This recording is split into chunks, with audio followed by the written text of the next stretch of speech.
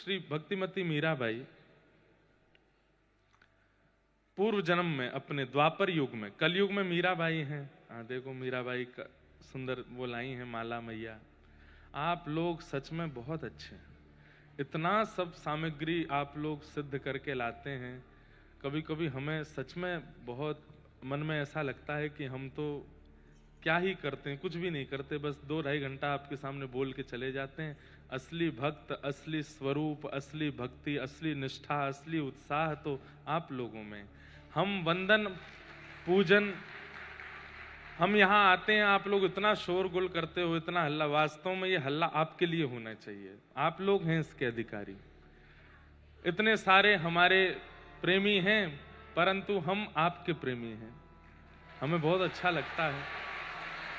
तो भक्तिमती मीराबाई जब अपने पूर्व स्वरूप में माधवी नाम की गोपी थी, तो उनकी माँ ने उनको वचन दिया था, माँ ने उनको समझा के भेजा कि तू ब्याह करके ब्रज जा रही है। बोले जी मैया। ठाकुर जी के सखा ते तेरो ब्याह भयो है। बोले कौन ठाकुर जी? बोले नंद जी को लाला है कन्हैया, वाके सखा ते तेरो ब्याह भयो है। मेरी एक बात गांठ बांध ली हो। बोले कहा, चाहे जैसी स्थिति आ जाए, अपने पति के सखा कृष्ण को अपना मुख मत दिखाइयो। क्यों? क्योंकि वो जाकू देख ले या जो वाकू देख ले, दोनों स्थिति हैं। ठाकुर जी जिसको देख ले या ठाकुर जी को जो देख ले, वो दोनों को अपना बना ले, तेरो पातिव्रत धर्म नष्ट है जाएगो। तो माधवी ने अपनी पल्लू में एक गांठ बांध ली। बोले मैया मेरो भी वचन है, चाहे जीवन भर पल्लू में ही बूढ़ी हैनो आ जाए, लेकिन वह कन्हैया को मुख नहीं दिखाऊंगी।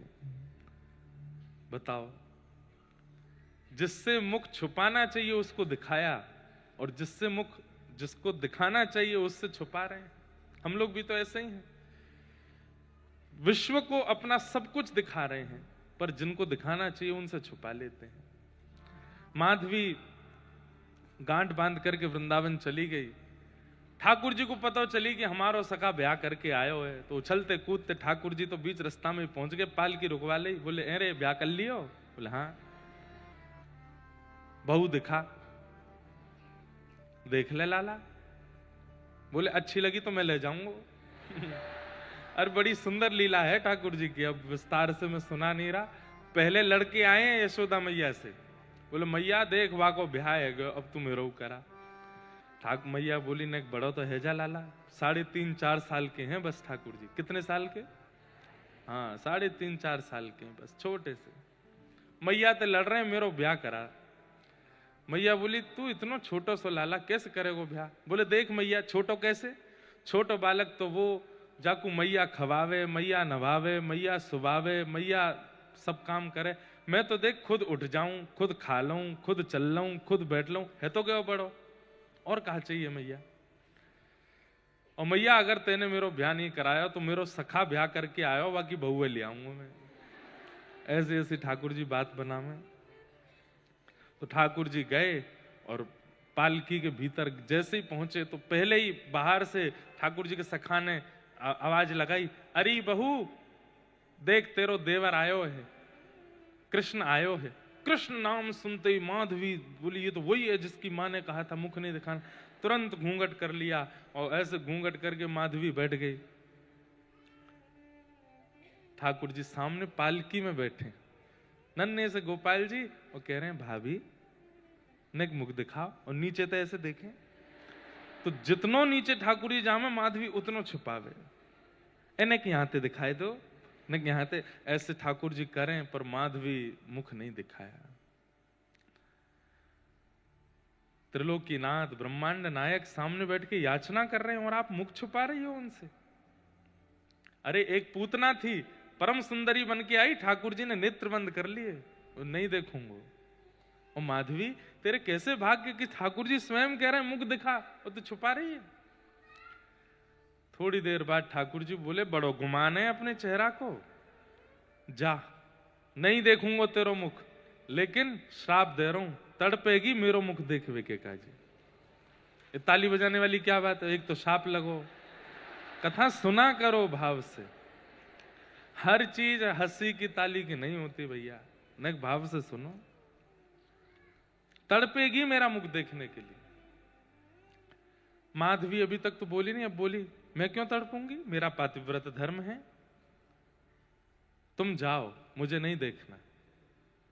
ठाकुर जी बोले समय बताएगा। बंधुओं, कहीं ना कहीं मुझे लगता है कि ये घटना सबके साथ हुई है। जब ऐसी स्थिति बन जाती है, हम तड़प रहे होते हैं ठाकुर जी को देखने के लिए, धाम जाने के लिए व्याकुल हो रहे होते हैं, चरित्र सुनने के लिए, कथा सुनने के लिए, और योजनाएं नहीं बन पाती, तो याद करिएगा कभी तो ऐसा कुछ हुआ है कि ठाकुर जी सन्मुख थे और हमने ही मुंह फेरा है, इसलिए ठाकुर जी फेर लेते हैं। हमारा तो नियम है, ठाकुर जी के मंदिर में जाते हैं तो जितनी देर मंदिर में हैं ऐसे जाएंगे मुख ठाकुर जी के आगे, पीछे जाना है तो भी ऐसे देखते रहेंगे, बाहर निकलना है तो भी देखते ही हुए, ऐसे कमर हो ही ना उनकी तरफ, पता नहीं काय बात पर रूठ जाएं, देखते रहो। ठाकुर जी बोले तड़पेगी। और उसके बाद प्रसंग आता है कि सब गोपियां कृष्ण की ही चर्चा करती हैं। या दोहने बहनने मथनो पलेप प्रेंखें खनार भरुदितो क्षणमार जनादो। श्रीमद् भागवत में शुकाचार्य जी कहते हैं गैया का दोहन करती हैं तो जो घर घर घर घर दूध की धार बाल्टी में आती है उसको ही ताल बना करके कृष्ण कृष्ण कृष्ण कृष्ण गाने लगती हैं गोपियां। जब अपने घर में गोबर का चौका लगाती हैं तो पोंछा जब झर्र झर्र झर्र होता है उसी को ताल बना करके गोपियां कृष्ण कीर्तन करती हैं। जब कुआं से जल लेने के लिए जाती हैं तो रस्सी खींचते समय जो घर घर स्वर आता है उसी को ताल बना करके कृष्ण कृष्ण गाती हैं। हर क्षण गोपियों की चित्त वृत्ति में केवल कृष्ण है और कुछ नहीं। माधवी कहती है तुम पे और कोई काम नहीं, कृष्ण ऐसा है, कृष्ण वैसा है, कृष्ण ऐसे चलता है, कृष्ण ऐसे बैठता है, कृष्ण ये खाता है। अरे तुम सब विवाहिता हो और परपुरुष की चर्चा करती हो। सब गोपियां बोली तेने अभी देखो ना है भाई। माधवी बोली देखा नहीं और देखना भी नहीं, मुझे नहीं देखना, तुम लोग रहो उसके स्वर में, स्वरूप में, मेरे पति हैं, मुझे क्या आवश्यकता देखने की। अरे वो पुरुष नहीं है, वो कोई मानव नहीं है, वो परपुरुष नहीं है, वो साक्षात पुरुषोत्तम है, एक बार देख तो कैसे नेत्र है। बोले मुझे नहीं देखना, वो मेरे सामने चर्चा भी मत किया करो। लेकिन होता है ना कि 24 घंटे जो चर्चा सुनते हैं फिर एकांत में वही चलने लगता है। अब माधवी की स्थिति ऐसी हो गई, अब 24 घंटा गोपियों से वही सुनती है, तो कुछ भी करती है तो लगता है कृष्ण ऐसे ही बैठते होंगे। फिर कहती है अरे माधवी तू क्या सोच रही है। रास्ते में चलती है, टेढ़ी मेढ़ी डगर दिखती है तो गोपियां बताती हैं टेढ़ी मेढ़ी डगर आती है तो कन्हैया ऐसे ललित गति विलास वल गुहास प्रणय निरीक्षण कल्पितो रुमान। ललित गति से ठाकुर जी चलते हैं। ललित गति कैसी,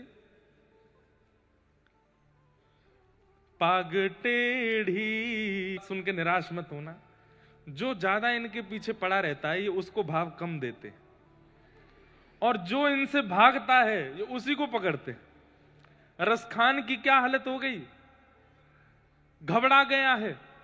मैंने सुना है टेढ़ी टांग वाला रहता है, यहाँ पे वृंदावन से निकलना है तो बड़ी सावधानी से इधर नहीं देखना है उधर नहीं देखना, कहीं अपना नहीं बना ले। जितना डर करके रसखान निकले थे ऐसी त्रिभंग ललित स्वरूप धारण करके आए कि रसखान उन्हीं के ही हो गए। तो जो इनसे भागता है उसको ज्यादा पकड़ते हैं ये। माधवी भाग रही है, इसका मतलब आप भागने मत लगना। अब नहीं भाग सकते, अब तो इनके सन्मुख हो गए, आते ही नहीं, सन्मुख ही नहीं होते, जानते ही नहीं इनको, और तब भागते, तब पकड़ते हैं आपको। तो माधवी की ऐसी स्थिति हो गई। अब तो सुबह सुबह 3-4 बजे उठ करके यमुना जल भरने के लिए गई है, और जैसी जल भरने लगी, आज वही पात्र है, वही घड़ा है, वही जल है, रोज उठा के ले जाती, लेकिन आज वो उठ ही नहीं रहा है। इतना जोर लगा रही है लेकिन उठा ही नहीं पा रही है। मन में सोच रही है कि आज इतना भारी कैसे हो गया, यमुना जी भारी हो गई। मन में सोचने लगी कोई गोपी भी नहीं है, अभी तक कोई उठ करके भी नहीं आई। आवाज लगाने लगे, अरे कोई सी आ रही हो तो नेक मेरी मटकी उठाए दो, उठवाए दो। अब कोई तो कहां आवेगी, इतने में श्याम सुंदर आए, टेढ़ी मेढ़ी चाल चलते हुए, मधुर मुस्कान। मीरा ने, माधवी ने देखे तो कभी थे नहीं, पहली बार में तो परिचय दे दिया इसलिए मुंह छुपा लिया था, दूसरी तीसरी बार तो कभी देखे ही नहीं। अब जैसे ही छोटे से चलते हुए आए तो माधवी को लगा कितना प्यारा बालक, चाल तो देखो, मुख तो देखो, नेत्र तो देखो, छवि तो देखो। माधवी, ठाकुर जी आके बोले, मैं उठवाऊं? लाला तू खुद नेक 100 कैसे उठवाएगा? बोले नेक 100 ना हूं मैं, पेट में 1.5 हाथ की दाढ़ी है मेरे, उठवाए के देख ले। ये हमारी ब्रज की भाषा में ऐसे बोलते हैं, देख वे मैं छोटो लगे, पेट में 1.5 हाथ की दाढ़ी है। ठाकुर जी आए, माधवी रह रह करके देख रही है, ये बालक कुछ अद्भुत नहीं है, इसके केश कुछ अद्भुत हैं, इसकी नासिका, इसके ओष्ठ, इसके नेत्र, इसकी चाल, इसका रूप रंग कुछ अद्भुत है, ये कुछ अलग है। तमद्भुतम बालकम क्षणम, अद्भुत बालक है। जैसे ही माधवी उठाने लगी, आगे से ठाकुर जी ने उठवाया। अब माधवी जैसे मटकी उठा रही तो उसका ध्यान मटकी पर नहीं है, उस बालक को ही देख रही है, ठाकुर जी को ही देख रही है। ठाकुर जी कह रहे मां ध्यान दे, उठाया को। हाँ, उठाने लगी तो मटकी सामने ठाकुर जी, यहां माधवी जैसे उठाने लगी तो मटकी सामने आई तो माधवी ऐसे देख रही है, कितना सुंदर है। जैसे ही उठा, अब उसकी इच्छा है कि जल्दी उठा के ऊपर धरूं ताकि ये मुझे दिखें, लेकिन जैसे ही मटकी ऊपर उठाने लगी, जितनी मटकी ऊपर उठाई उतने ही लंबे ठाकुर जी होते जा रहे हैं। अब मटकी यहां तक आ गई और बालक वो छोटा सा इतना लंबा हो गया, मुख नहीं दिख रहा है। अब व्याकुल हुई माधवी, अब तो जैसे इधर करे तो ठाकुर जी इधर करें, इधर करे तो उधर करें। हटा करके जैसे ही सिर पर रखा, ठाकुर जी मंद मुस्काए गए, बोले मैं ही कृष्ण हूं। और जैसे ही कहा कृष्ण, ठाकुर जी तो वहां से चले गए, मटकी नीचे गिर गई। और स्थिति, रोंगटे, हम सबके रोए खड़े होते हैं, पर कितनी देर के लिए? 1 क्षण 2 क्षण के लिए। माधवी के रोंगटे घंटों के लिए खड़े हो गए। कभी सर्दी लगती है,